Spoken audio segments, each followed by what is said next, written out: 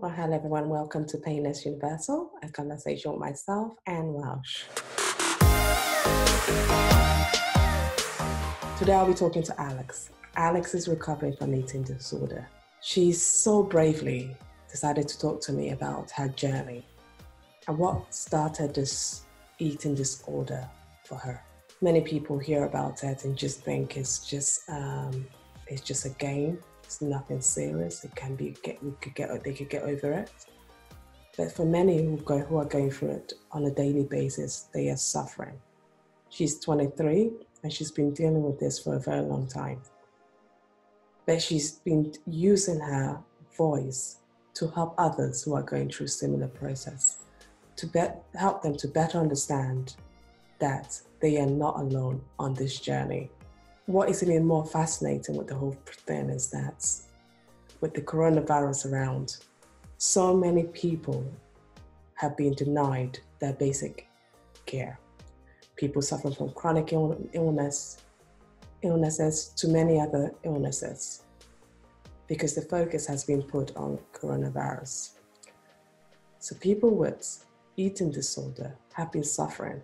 Alex will be talking to me about these issues and what she thinks should be done to help these people going through this challenging time while dealing with a very important issue, the coronavirus.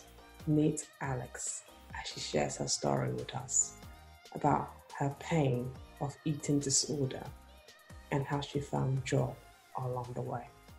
If it scares you, you need to do it.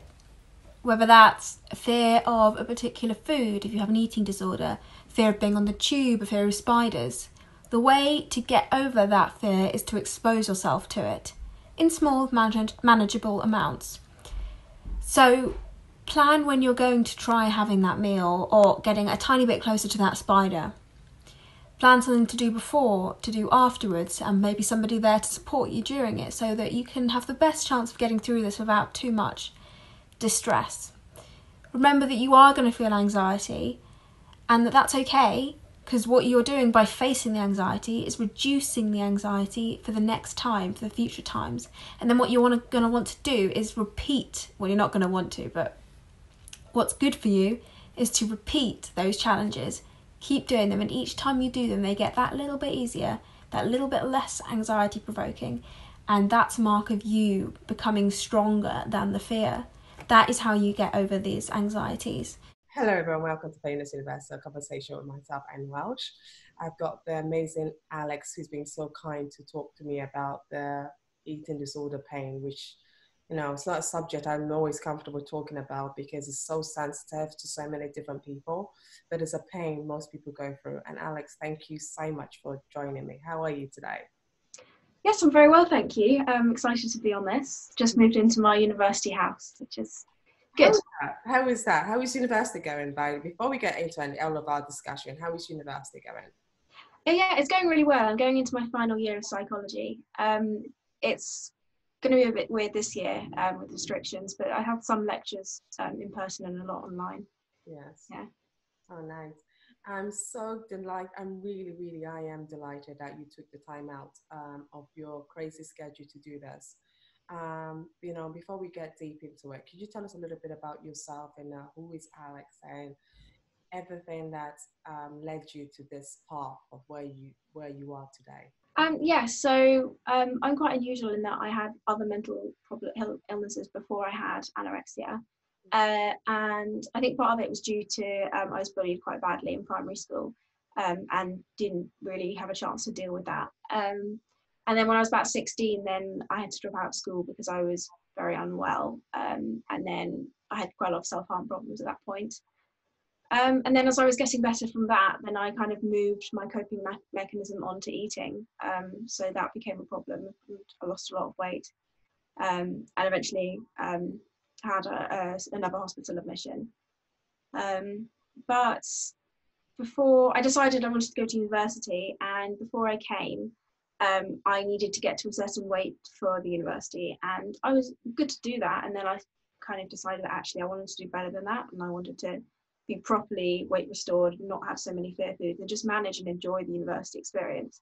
So I took a year out, which was hard because I did my A-levels over 3 years, so I already felt behind. So most of my friends are 2 years ahead of me, but it really doesn't matter. Like, it's good that I'm well and I'm at university now and I've made it through. And yeah, I'm just happy with how things have gone. Honestly, it's very rare that people come out there and talk about their eating disorder, the pain they went through. What made you decide to go online and start sharing your story to start building women's confidence? Because I know some of the pictures you put on there, you're very brave to say, you know what, be comfortable, women, and let yourself be. Eat is better than not eating at all. You know, some of those quotes, I see them and I'm like, wow, she's very, very brave to come out there and really talk about it and really take pictures, which are, you know, we've seen so many articles about people using filters these days to try and, you know, make themselves shrink. But you just put these raw images out there and saying to people that it's best you start embracing yourself. What led you on that path? Well, when I started Instagram, it was actually much more a selfish reason that it was helping me. I used to post food, which I don't do now because I don't think that's particularly helpful for, certainly not for my recovery, to kind of obsess about like showing everyone what you're eating. But I used to use that as a way of managing, because I'd say I'd only post it if I actually finished it all, because that was a thing for me. I wouldn't finish meals. So then that was, oh, I have a nice picture, I want to post it, therefore I need to finish it. So that helped me to start with. And then quite quickly I moved to supporting other people once I realized like how great the community on there is and how supportive it can be, and that I wanted to improve areas where it just really wasn't supportive. Like if you type in anorexia, I think Instagram have now blocked it, but it used to come up with really, really triggering pictures, and I was trying to use the same hashtags with positive posts, so that if people search those things when they are unwell, then they have at least one post coming up with somebody who is well, like saying recovery is great. That was my real aim to start with. And then as I grew, then it's kind of giving people hope that they can recover too. I don't usually tend to talk too much about how difficult things were for me because I don't want to trigger anyone, but equally I like to let them know that it was hard, so that they know that if it's hard for them, they can still recover. And then more recently, I've been looking at issues that have come up, like eating disorders, the kind of stereotype that eating disorders are always just people who are sort of white, thin girls, and trying to kind of change that, or let people know that that's just not the case. In all the treatment services I've been in, there's always been guys there, and they've always felt uncomfortable because they're a guy and most people are girls. And it's just a stereotype that is really unfortunate, because it means that firstly that guys are less likely to go and seek help, but also that girls who, or anyone who is not stick thin, doesn't feel comfortable to say, oh, actually I've got a problem, because doctors are like, oh, or they might think that they're being judged. But unfortunately, alongside that, there's an awful problem that treatment is given to people who are particularly underweight first, which kind of reinforces the idea. So there's a whole lot going on there, and I can't change how like systems work, but I can at least put out what is wrong and what we can try and do and think about it more in a way that supports us. Well, that's really enlightening, because I always worry, you know, when you live in a world with, I have girls around me. How would a person know that that pain is starting in a child or in an adult? How do you know that this is now the borderline, that when you might now say to a person, you better start seeking help? Yeah, so a lot of people say just wait for them to come to you, but I don't think that's quite right. I think it's important to actively be there. So in my childhood, when I was bullied quite a bit, then I found it very difficult to talk to my family because it sort of got shut down. And then that meant I had to deal with it by myself. So that was a bit of a problem. And then, yeah, it's just about having parents, relatives, friends around you that can properly listen to you, and then while they're listening, that you can hear if there's something that sounds like actually that might need some external support. Particularly if somebody comes to you, I think at university I think about this a lot when people come to me, because I'm quite approachable with different difficulties they're having. If it's something like procrastination or something where I can give advice and they can be like, oh yeah, that's helpful, thank you, then that chances are that's what they needed. They just needed some practical advice, somebody to listen to, somebody to support.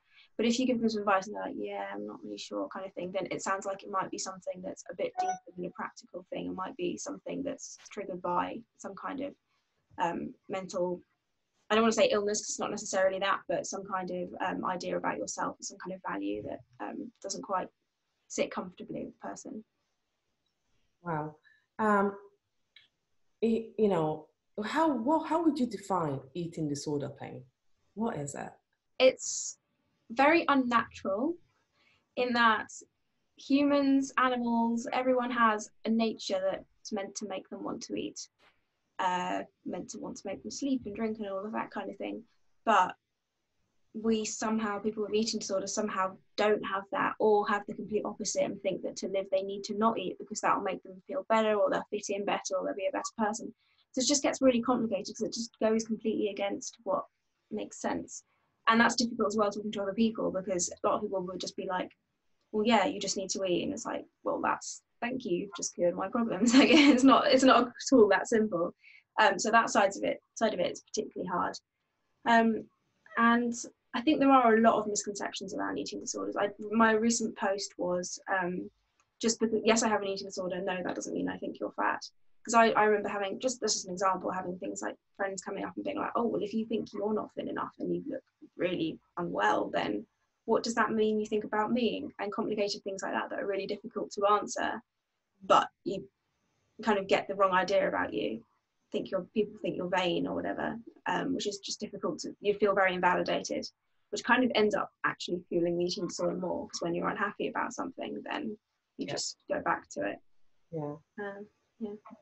How did you find joy out of it? Because, you know, I think to myself, it's so difficult in life when you're going through something, and to say to yourself, you know what, this is not going to control me anymore. You know, Yeah. I have to be strong for myself. How did you wake up and say to yourself, I'm going to take control of this thing? Well, it's interesting in recovery because often you don't actually necessarily need a moment where you're like, yes, I'm going to do this. I mean, you do to a degree. The first time I did recovery, it was kind of forced on me, so I wasn't really doing it. I was just letting it happen with I was planning to just relapse afterwards, so that doesn't really count. But the time when I properly tried, then I went in and said, I want to gain more weight, but I don't want to gain to the weight that they suggested. And then after I've been there for a while, I started edging towards the idea that actually they're suggesting that will help me and it's a good idea. So I was going to do it. So I didn't really have like a moment where I just suddenly thought, yes, this is the answer. And I think a lot of people don't and expect to have one and think that if they don't have one, then they're not ready to recover yet. And I think that's not at all the case. But generally finding joy in things completely outside the eating disorder, just things like being able to spend time with friends, being able to be outside, because if you've got an eating disorder and you're cold and weak and you can't always do that. I have a little notebook, I can actually see it on my desk, where I wrote down all the things that I didn't miss as I was gaining weight. Just like, there were some really weird things. I look back and I was like, oh my God, yeah, I remember that, like having cold knees. You wouldn't think of that as a thing. But so yes, but finding things outside was really helpful. I love animals, so I have quite a lot of animals at home. And spending time with them was something worth doing. I made a colouring book while I was in treatment, and it's got recovery messages and quotes that were my favourite quotes in it. And got that published on Amazon, which is exciting. So that was something that I was looking forward to. And I was like, well, if I'm pushing this forward on my Instagram, I need to be doing well as well. If I want to support other people, I need to be doing this for myself. And yeah, that's gone well for me.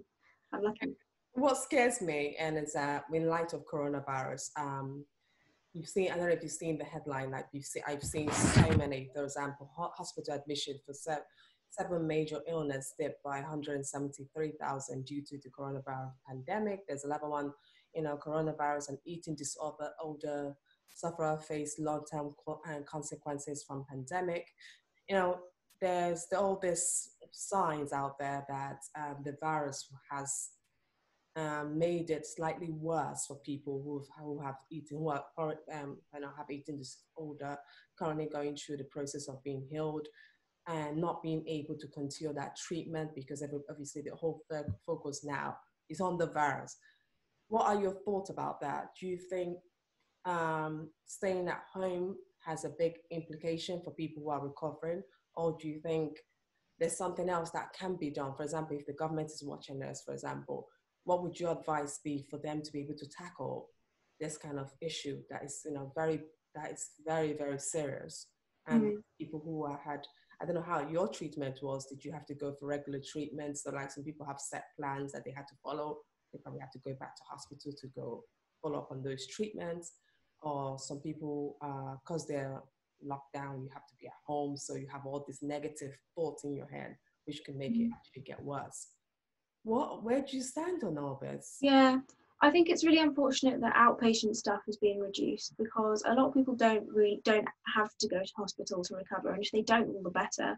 The hospital is a really triggering place, and it's not particularly fun. Like, I think it's just a lot easier to recover if people are in a space where they can at home. I did some recovery from a different issue at home, and at the time I wanted to be in hospital, and they said no, we think you should be at home. And looking back, I'm really glad I was at home for that. So it's unfortunate that outpatient appointments and things have been dropped, because that means people aren't getting weighed, and we need to be weighed to make sure that we're accountable. And just being at home and not having much to do, it's so easy to just lie in bed all day and not eat. At the beginning of lockdown, I made a video on like how to survive in lockdown, trying to say things to do, and I think other people did stuff like that as well, and Instagram became more popular for eating disorder posts. So I'm glad people were looking for resources there, but it is a shame that resources out there with people who are actually trained, rather than people like me who just have opinions, can't really help them so much. Because on the phone, as I say, you can't really do a weigh-in. You can avoid them like seeing if you've lost weight. You can avoid telling them the truth much more easily. So it's just really unfortunate. And then the other thing is hospitals that closed and sent people home. The hospital that's closest to me, I know they did that for patients, and then the patients went back home, were like, oh, okay, cool, got ill again, and then went back to hospital worse than they were before.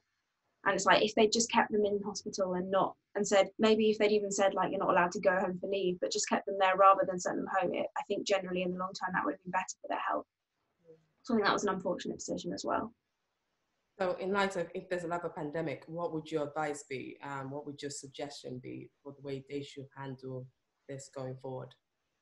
To try as best as they can to have socially distanced meetings instead.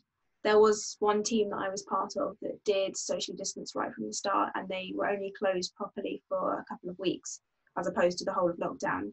And that was quite controversial for them, but they did it and it managed. And even if we had to go in wearing masks, I think that's better than not doing them at all. And the other thing I'd say is that it's unfortunate how many news stories there are and how much government energy has gone into dieting in the news. Like over the pandemic, we had the idea of putting calories in restaurants in their menus. And we've had lots of talk about childhood obesity or young adults, or all sorts of different problems that are problematic for the large percentage of the population who have eating disorders or feel uncomfortable about their body, particularly as dieting, even for people who are in a place where they perhaps do think they should lose weight, then dieting in the way that's advertised in the media often isn't effective anyway. So it's just unfortunate that that's always what's being pushed out there. Does that affect you when you see things like that on television? You know, I know someone who's just absolutely obese, that gives them incentive to lose weight. But for someone who's going through an eating disorder, what incentive do they get when they watch those kind of ads? Yeah, it makes you feel bad. Like, I remember specifically one for Muller light yogurts, that I used to see that and think, oh gosh, I can never have the full fat ones after this. Or just the way you can kind of scale back with things, particularly on adverts. They're like, it's so great and it's low calorie, as if like that's what you're looking for in your life.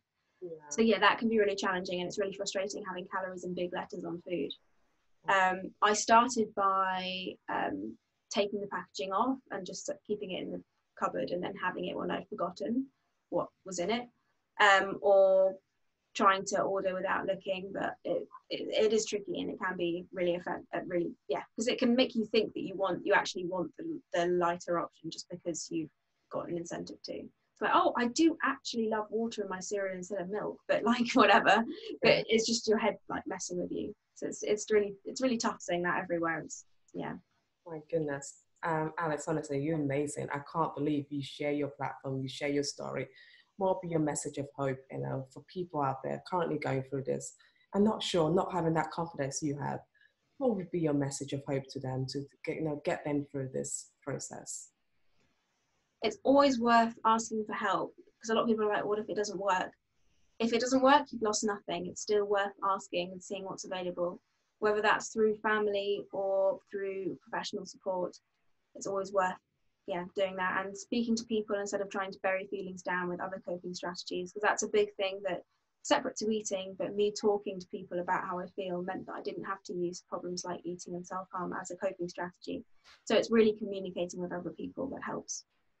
As someone who is in a relationship, a new relationship, do you communicate this with your your partner, or do you just keep this a separate subject? I am incredibly close with my partner, and we were kind of best friends first, and we talked about things like this way before we were together in a relationship. So I really value that I can talk to him and that he really cares, and that sometimes he's even more helpful than a therapist. But for some people, it's better to separate it. I know somebody else in treatment who preferred not to talk to her husband about food, because otherwise she'd start using him like a counsellor, and it kind of pushed him away. So it really depends on the particular relationship as to whether that's going to work or not. But it's always good to have an open conversation. Like, you can say to the person, I'm thinking about talking to you about this. How do you feel about that? Like, there's nothing wrong with that. Wow. Well, Alex, thank you so much. I really appreciate you sharing your honest opinion and helping others who are going through this difficult time, especially in light of everything going on in the world right now. You really shed some light. Really, I've learned a lot just by listening to you myself about the dangers and importance of really listening to someone when they're going through this difficult issue, and not trying to brush it out and saying, oh, that's not important, because that's what we tend to do. When things are not important to us, we tend to brush that person and not knowing how important that is to that person. Thank you. I really appreciate it. Thank you for being here. Thank you for having me.